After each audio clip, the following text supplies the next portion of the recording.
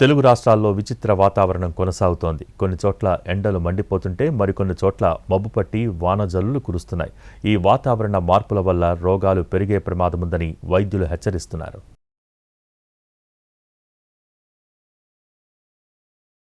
తెలుగు రాష్ట్రాలు నిప్పుల కొలుమిని తలపిస్తున్నాయి.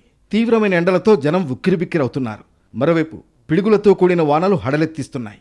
రెండు రాష్ట్రాల్లోనూ ఇలాంటి విభిన్నమైన వాతావరణం కొనసాగనుంది. మరీ ముఖ్యంగా ఏపీలో ఎండలు మండిపోతున్నాయి. సూర్యుడు నిప్పులు కక్కుతున్నాడు. అయితే ఇవాళ రేపు కొన్ని ప్రాంతాల్లో ఆకాశం మేఘావృతమై పిడుగులతో కూడిన వర్షాలు పడతాయని విపత్తుల నిర్వహణ సంస్థ ఎండీ ప్రఖర్ జైన్ తెలిపారు.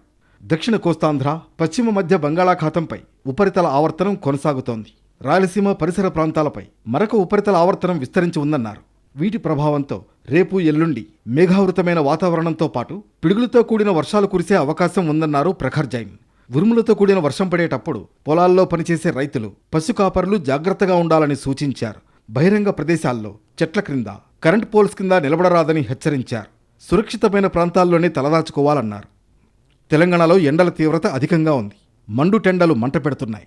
రానున్న రోజుల్లో గరిష్ట ఉష్ణోగ్రతలు మరింతగా పెరిగే అవకాశం ఉందని తెలుస్తోంది. హైదరాబాద్లో వాతావరణం మబ్బు పట్టి పలుచోట్ల 30 నుంచి 35 డిగ్రీల మధ్య ఉంది. రాష్ట్రంలోని కొన్ని జిల్లాల్లో అకాల వర్షాలు, ఉరుములతో కూడిన పిడుగులు పడే అవకాశం ఉందని వాతావరణ శాఖ హెచ్చరించింది.